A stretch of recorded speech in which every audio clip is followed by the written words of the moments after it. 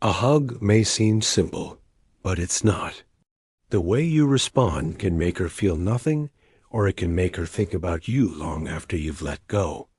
Today, I'll show you the secret psychology of responding to a hug so you leave an unforgettable mark on her heart.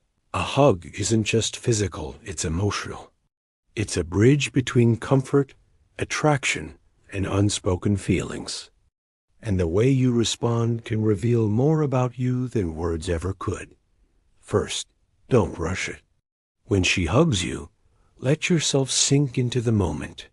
Holding her just 1 second longer than expected shows warmth and presence without being needy. That extra heartbeat of connection lingers in her memory. Second, match her energy. If she gives you a quick, casual hug, don't overdo it.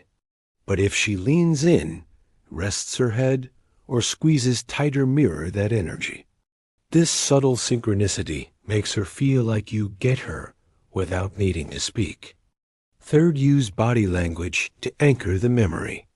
A gentle hand on her upper back, a light squeeze on her shoulder, or even whispering something soft like, "Good to see you," turns an ordinary hug into something personal, something intimate. And finally, leave her with a pause.